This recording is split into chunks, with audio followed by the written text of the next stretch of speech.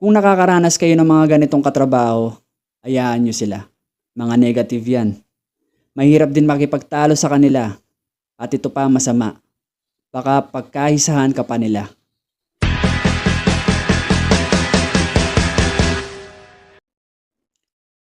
Hi guys, it's your boy Gio Campo. For today's video, we are talking about ethics.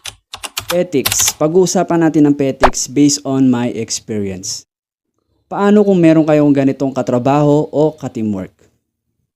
Kung ang trabaho mo ay sa isang company na kailangan ng teamwork.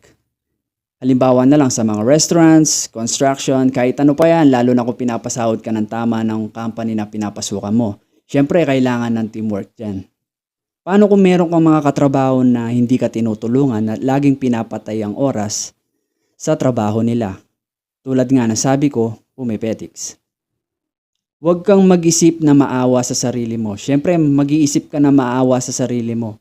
Kasi papasok sa isip mo na, bakit ako lang gumagawa nito? Huwag kang maawa sa sarili mo. Hayaan mo sila. Alam mo kung bakit? Mas maawa ka para sa kanila.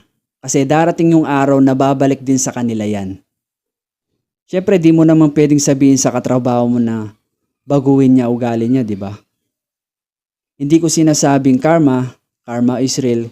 Kasi naranasan ko na eh. Hindi ko sinasabing tamad sila. Pero maniwala kayo, babalik din sa kanila yung ginagawa nilang panlalamang sa kapwa. Kasi alam naman ng nasa taas ang nasa puso natin eh. Nagtatrabaho tayo ng maayos, pinapasahod tayo ng tama. Pero anong ginagawa nila? Pumipetics. Kung nakakaranas kayo ng mga ganitong katrabaho, hayaan nyo sila. Mga negative yan. Mahirap din makipagtalo sa kanila. At ito pa masama.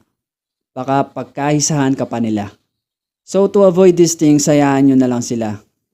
Ang tanging gagawin mo na lang is tulungan ang sarili mo. Lahat naman ng efforts mo, advantage mo na yan. At least nakaya mo. At darating yung araw na sila naman ang gagawa ng lahat ng kinaya mong gawin. So mag-observe ka. Kung kinaya nila, edi okay. Pero kung nagreklamo sila, deserve nila yan. All of your efforts, all of your sacrifice, lahat yan may balik sa'yo. At masasabi mo na lang sa pagdating ng araw na yon, ganun pala. Kasi nakaya mo lahat eh. At magiging madali na lang lahat para sa'yo. So once again, it's your boy Gio Campo. At kung meron kayong mga katanungan na nais nyong iparating, just comment down below.